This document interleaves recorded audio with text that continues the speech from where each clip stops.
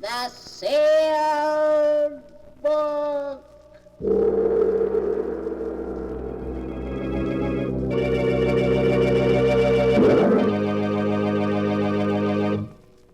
Once again, the keeper of the book is ready to unlock the ponderous volume in which is recorded all the secrets and mysteries of mankind through the ages, all the lore and learning of the ancients, all the strange and mystifying stories of the past, the present, and the future.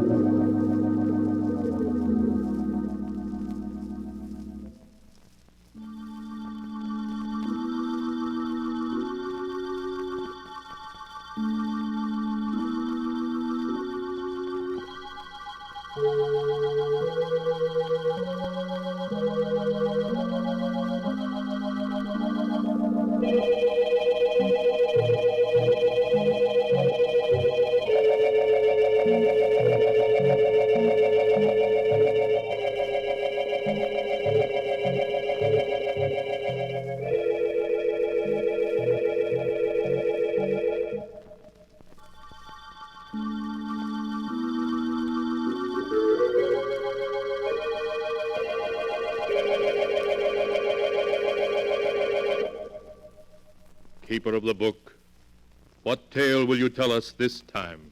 First, I must unlock the great padlock which keeps the sealed book safe from prying eyes.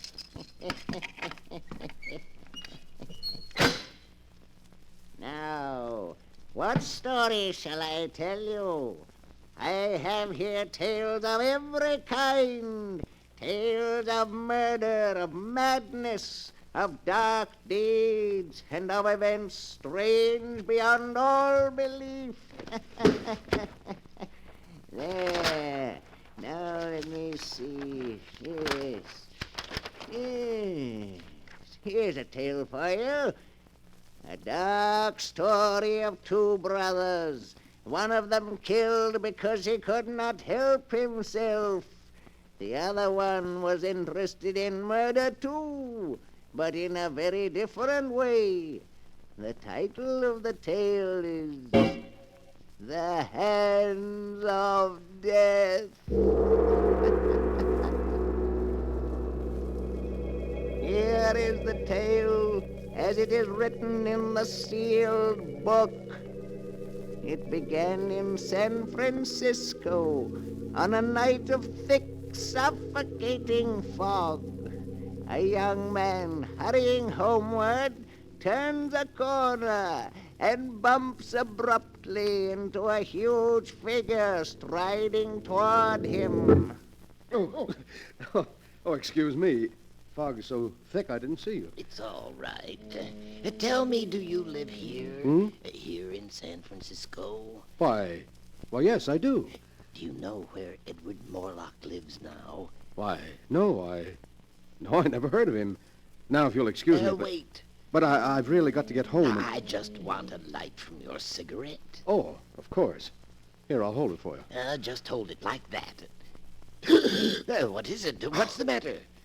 Nothing.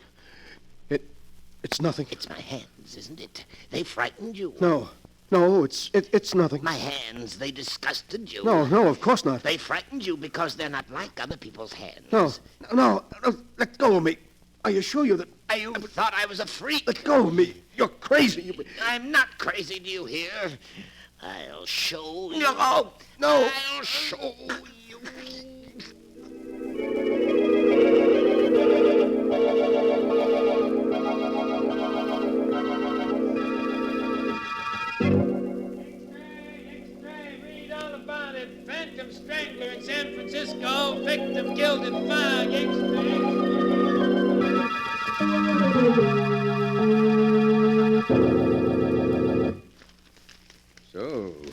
Phantom Strangler is at work in San Francisco.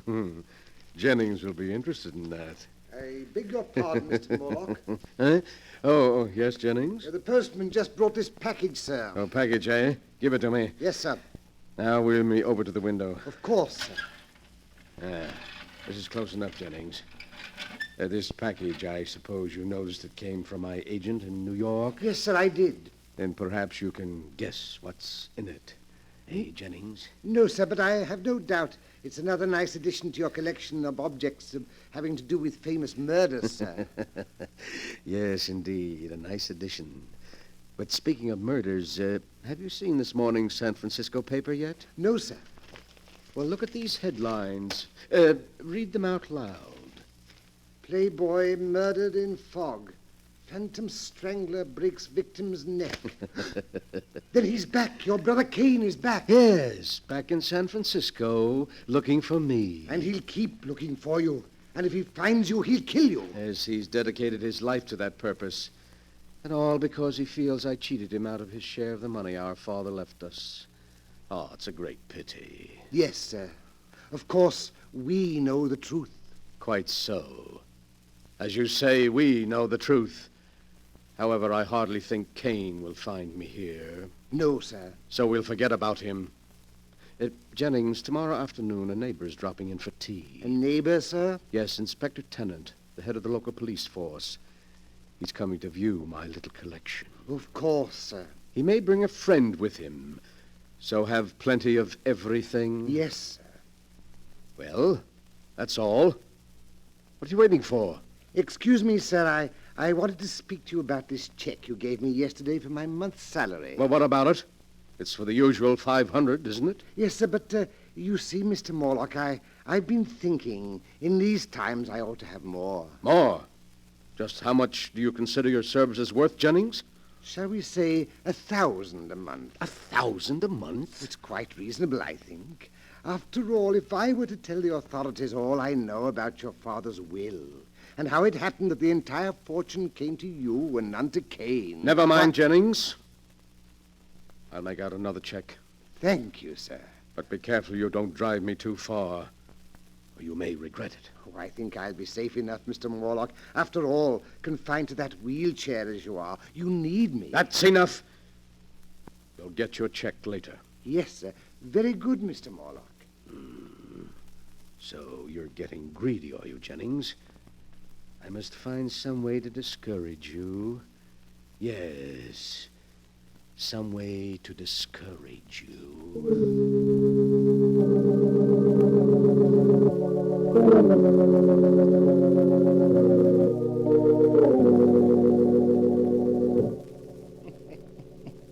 The next afternoon, Edward Morlock, the strange crippled collector of murder relics, enjoyed himself thoroughly playing host to Police Inspector Tennant and Mr. Norman Smith, a criminologist friend of his. He began by showing them his latest acquisition, the one that had come by mail just the day before. And now, gentlemen, look. A cashmere shawl. Yes, but no ordinary cashmere shawl. Until last month, it was owned by two very old sisters who lived in a dingy house in Baltimore. In Baltimore? Yes. You mean that's the shawl? Exactly, gentlemen. That's the shawl with which the two old ladies were strangled by a sneak thief. Well, I'll be darned. It's a prize worthy even of my collection, which is, I flatter myself, the most complete of its kind ever assembled. Funny hobby, I'd call it. Every man to his taste, Inspector. Murder is your business, but it's my hobby.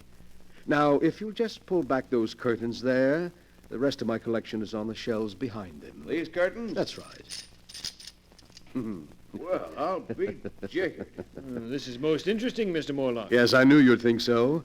Look there on the wall. An authentic headsman's axe. It was used in the brutal murder of the Baron de Morlaix, an ancestor of mine in the 15th century. And right there below it is the blood-stained dress worn by one of the victims of Jack the Ripper. And on the next shelf, you see...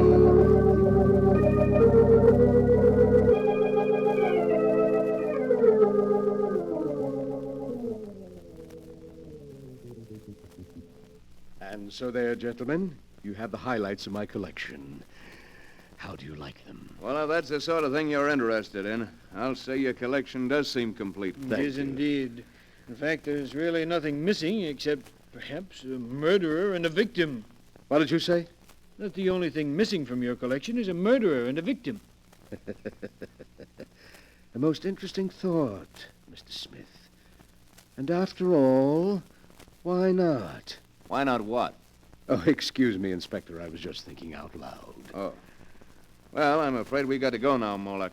Hey, Smith? Yes, you're right, Inspector. It's been a great pleasure having you, gentlemen. And I do hope you'll call again.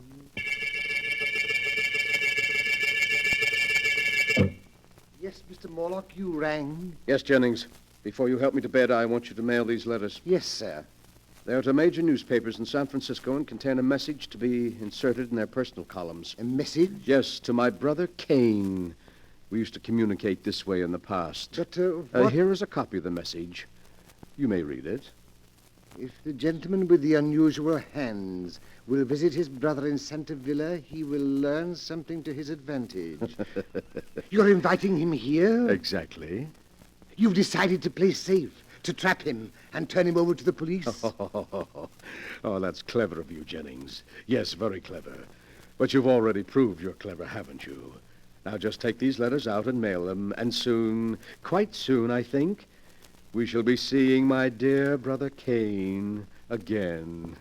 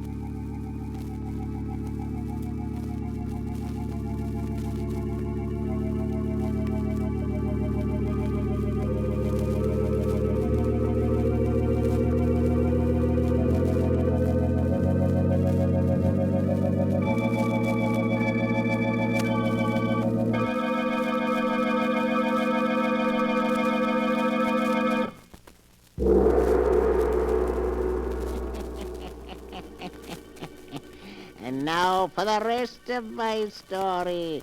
The hands of death, as it is written in the sealed book. After Edward Morlock had put into effect his plan to bring his brother Kane to him, he sat in his wheelchair and waited, seeming much amused at some secret thought of his own. One day passed, then two, then three, and then the newspapers carried strange new headlines. Extra, read all about it. Phantom Strangler in Los Angeles. Extra, read all about it. So Brother Kane was in Los Angeles last night, Jennings. He's getting closer. A shouldn't be surprised if he arrived here tonight. I don't like it. Oh, nonsense, Jennings. You know you've got nothing to fear from Kane. Unless, of course, you're so careless as to make some remark about his hands. I know, but he intends to kill you. I think I'll be able to control him. I want you to bring me a glass of milk. Kane is very fond of milk. Glass of milk? With a triple dose of sleeping powder in it. But I don't understand. Never mind. Just do as I say. What's that? I imagine that's Kane now. Kane? Here, already? Quick.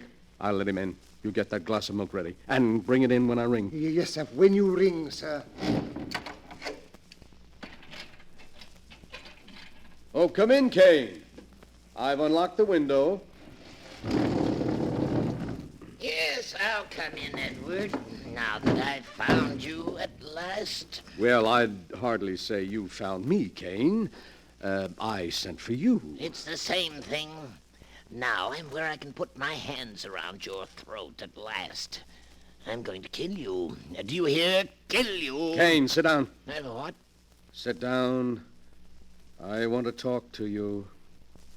All right, I'll sit down, but you can't change my mind. Tell me, Kane, how many people have you killed since you got out of the penitentiary? 7.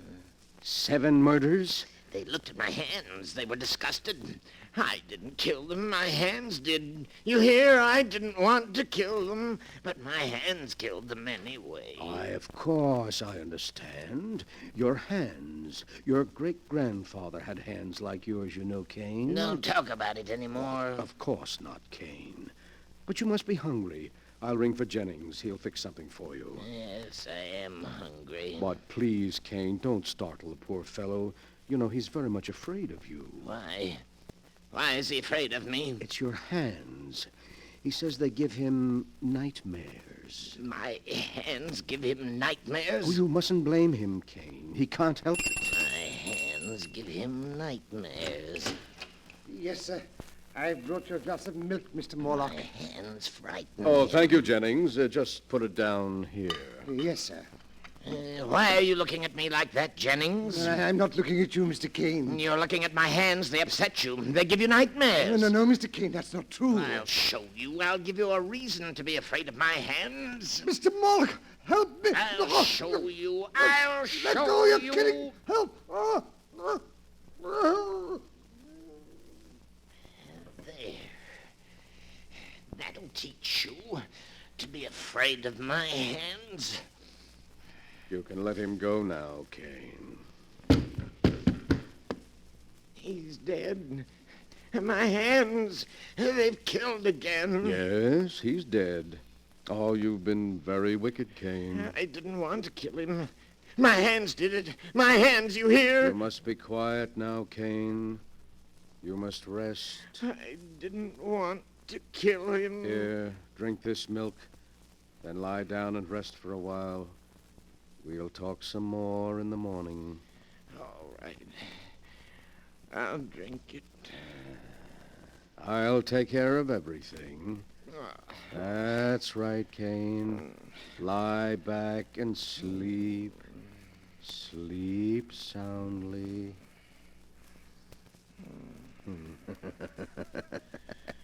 So you would blackmail me, would you, Jennings? And you would kill me, would you, Kane? But I've been too clever for both of you.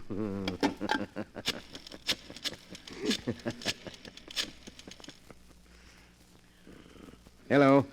Hello, police headquarters. Connect me with Inspector Tennant, please. I want to report a murder.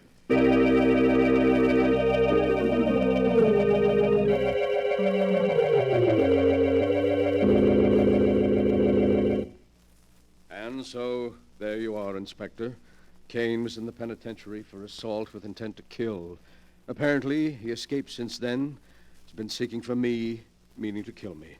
Good heavens, Morlock.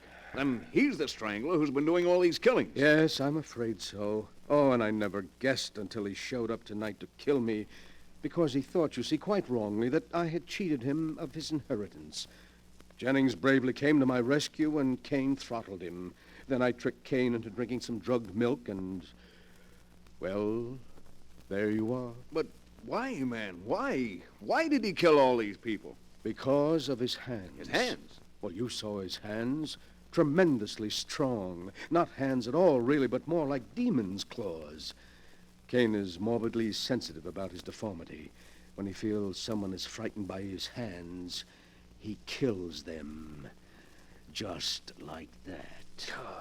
It's a good thing we got him at last. You can take him along now quite safely, but be sure to keep him well locked up, Inspector, and don't let anyone get within reach of his hands.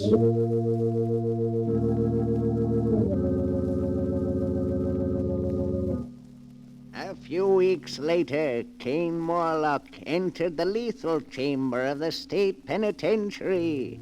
Edward Morlock, the condemned man's invalid brother, was one of the few spectators. Cain Morlock, with his last breath, cursed his brother and swore that someday he would be avenged. Then he died. The following day, Inspector Tennant and his friend Norman Smith paid Edward Morlock another visit. Oh, good evening, Inspector and Mr. Smith. It's very kind of you to stop by tonight. We dropped in to see how you were making out, Mr. Morlock. Thought maybe, what with your trip yesterday and the shock, that perhaps... Oh, no, I'm quite all right, thank you. What must be, must be. You see, I'm a philosopher. You have somebody looking after you? Yes, Philippe, a Filipino boy, is taking poor Jennings' place. Oh, and, gentlemen, that reminds me. I have something here that will interest you. Mm-hmm. Something that'll interest us? Yes, here on the table beside me. This jar. Oh, a burial urn, isn't it, Mr. Morlock? Exactly. And in this burial urn are the ashes of poor murdered Jennings. Jennings' ashes? Yes. You mean you're going to keep them with you? But of course, gentlemen. I was very fond of Jennings, very fond. What more fitting than that I should keep his ashes to remind me of his years of faithful service? Besides, well, I can always look upon them as part of my little collection. Your collection? Yes, Inspector. It was Mr. Smith here who pointed out that, complete as it was, it lacked both a murderer and his victim. Well, here are the ashes of the victim. Great heavens. It's rather a unique item, Mr. Morlock. Yes, indeed, an item any collector would be proud of. But the really choice addition to my collection is here in this box, which just arrived. Would you care to look at it, gentlemen? What in the Oh, world? now you needn't guess. I'll lift the lid and, see. Merciful heavens. Pair of hands. The hands of your brother Cain. Exactly. I can't believe it. But what is so strange about it, gentlemen? There are the ashes of a murder victim. Here are the unique and terrible hands that throttled him. Where in all the world will you find a collector who can boast such items as these? You must be mad. Morlock, did you plan all this from beginning to end? Plan it, Mr. Smith, but how could I? You're quite mad. We could never prove it. You could prove nothing. Nothing. Inspector, I think we'd better go. Yes. Come on, let's get out of here before I do something I'd regret. Call again any time, gentlemen. Easily upset, weren't they, Cain? Upset by your hands. Your great, strong hands that are going to become the prize items of my little collection. The distorted hands of a murderer. Ooh, how cold they are. And yet I can almost feel the murderous strength in them still. You wanted so bad that you'd close your hands about my throat, didn't you, Cain? But it's too late now. You're dead. And your hands are dead, too. Lifeless. Would you like to see how your hands look at my throat here? I'll place them there for you. See how nicely they fit around my neck. Just as if they... No! No! No! Let go of me! Your hands! They're choking me! I can't breathe! Morlock, what is it? Where are you? Inspector, look. They're on the floor. Good Lord. It's Morlock. And... No, it can't be. His brother's hands are clutched around his throat. They've strangled him.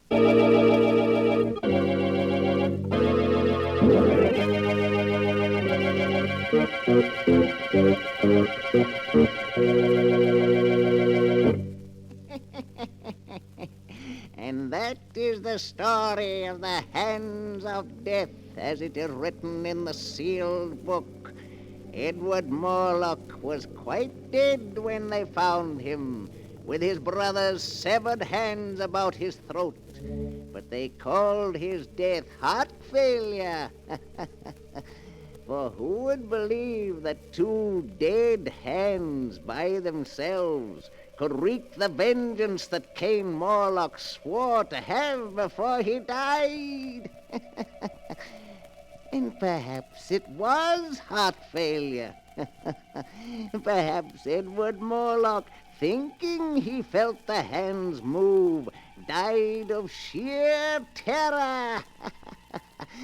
You'll have to decide for yourself which is true. The answer is not written here.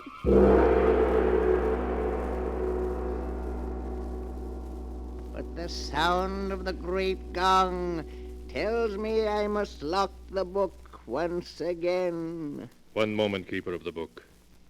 What story from the sealed book will you tell us next time? Next time? Are you sure you want to know? Perhaps my next story will be about you. For I have here all the stories that ever happened, and many that have not yet come to pass. But I'll find one for you in just a moment.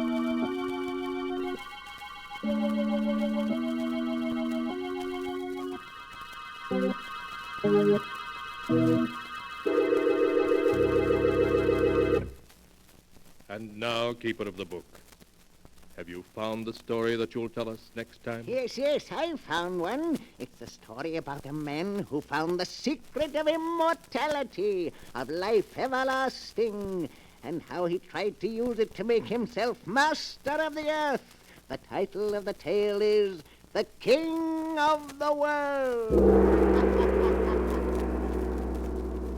Be sure to be with us again next time, when the great gong heralds another strange and exciting story from The Sealed Book. The Sealed Book, written by Bob Arthur and David Cogan, is produced and directed by Jock McGregor.